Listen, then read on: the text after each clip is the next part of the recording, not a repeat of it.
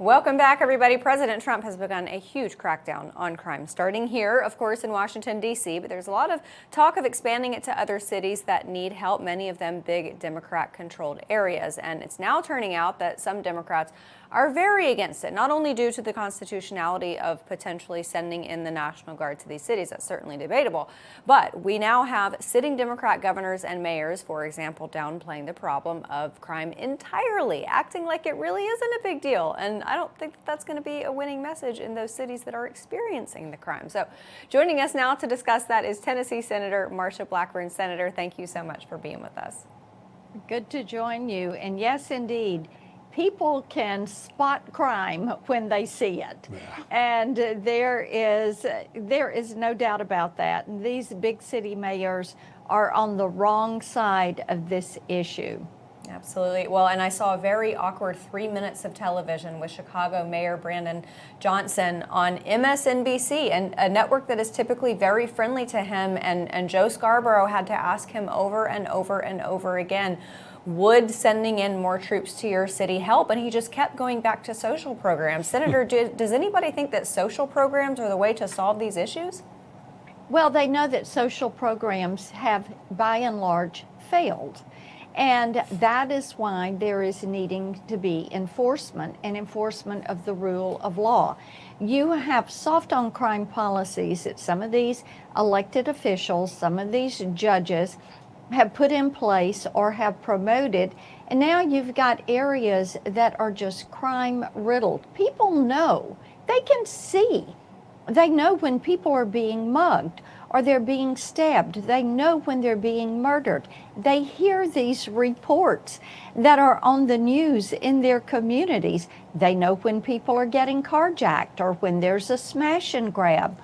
All of this information spreads across the internet, and this is why people are saying we want to have some more enforcements for our police, for our law enforcement community. You now even have the mayor of D.C. and some of the city council coming out and saying bringing in the National Guard was a good thing because crime rates are down, murder rates are down, and the city, once again, is safe. People can walk around in the evening. They can walk to dinner. They can walk home from work, and that is what people are wanting to see. They want to be safe in their communities. I will tell you this. I have not met one single person, not one, that wants a gang moving into their neighborhood, a gang putting together a hub or a house in their neighborhood. They do not want pedophiles. They do not want predators. They do not want these people moving into their neighborhoods. They want to know that their families are safe, their kids are going to be able to go outside, their kids are going to be able to walk home from school and not be accosted by criminals. Yeah. Senator, obviously President Trump took the first strike on this. He proved it's a winning strategy, crime down, popularity, yes, the idea up. Can Congress come behind him and do some more things? Can they extend the 30-day moratorium or the 30-day window that President Trump has to do it on his own, give him more time in D.C.? And is there any discussions in the Senate to start tying more federal funding to cities' willingness to enforce the law? Yes, indeed. And as we work through our appropriations process and move through to the end of the fiscal year, you'll hear more about that. And indeed, people want to make certain that if a community is getting federal funds, that they are enforcing federal law. They want to see these criminals picked up and put in jail. They want to see these gun crimes prosecuted. And they want these drug traffickers out of their communities. And so President Trump has been spot on when he has addressed this issue. And as time goes on with this, John, I've got to tell you, people are beginning to say, yes, this is yielding a result. We want to get these crime rates down. And you look at what is happening in New York and Chicago and some of these cities, and the residents in those cities are not supporting those leftist mayors, what they're doing is supporting President Trump. That's amazing. Senator, and I hear a lot of blame game coming from the left, from Democrat mayors and governors blaming Republican states, saying that guns are traveling over from Republican states, but also, there are a lot of crime-ridden cities in red states like Tennessee, Memphis. But again, Paul Young, Democrat mayor there in Memphis, it's not the state governance that matters. It's down at the granular and the local level, isn't it? It is indeed, and we are just so pleased that the FBI has put extra resources into Memphis to remove some of these gang leaders and these criminals and make Memphis safe. It is a fabulous city, and we are just really so pleased that the FBI and the Trump administration has put extra resources there to help restore this city and the calm and get rid of the crime. Yeah, so very important. Can I hop in? Because is that the way to solve this? Because if blue cities are going to push back on the notion of, Posse Comitatus push back on the notion of federal forces in the city, is that the answer to this problem if President Trump can't do that? Well, President Trump knows that sending in the National Guard into cities will help to make those cities and those citizens more secure. And as we have seen in D.C., the Guard has actually ended up being welcomed. And it does provide some reinforcements and a little bit of relief for law enforcement so they can catch their breath and kind of begin to get processes in place to make certain that once the surge has come to an end, that they are able to keep these communities safe. Yeah. Senator, I want to turn to another issue that you've led on so powerfully, and that is the responsibility or the lack thereof of social media companies to protect children from knowingly dangerous content. Yes. You've got a whistleblower next week coming out on Meta. We think there's going to be one of the epic hearings at your subcommittee in the Senate Judiciary Committee. Tell us a little bit about what you're learning and what needs to be fixed in the mindset of these social media companies. Yes, we are quite concerned about what these social media companies have done with the chatbots. And we know that these chatbots are carrying on inappropriate and sensual conversations with children. We also know that the chatbots are encouraging suicide, they've encouraged overdoses. All of this is beginning to come out.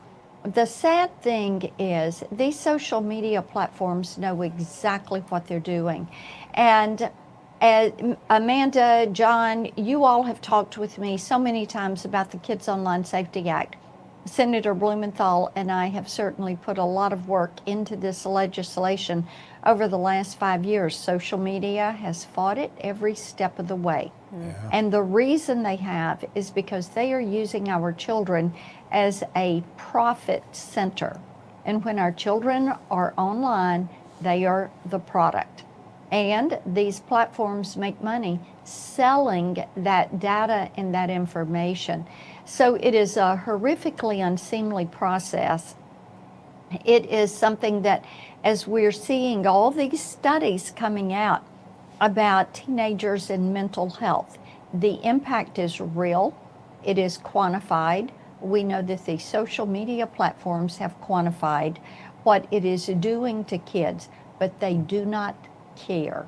And it is disgusting. It is time for us to bring an end to this. And just as we have laws in the physical world to protect kids, you can't sell alcohol, tobacco, beer to a kid. You can't take them into a strip show or sell them pornography or expose them to pornography. You can't have a kid under 16 get a driver's license.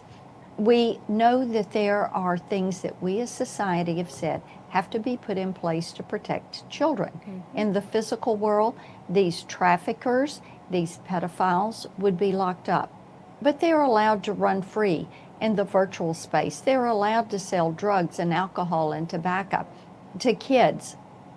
They're allowed to expose them to pornography. That has got to stop. And to all of these people that say, oh, well, you know, we don't want to abridge free speech on the internet.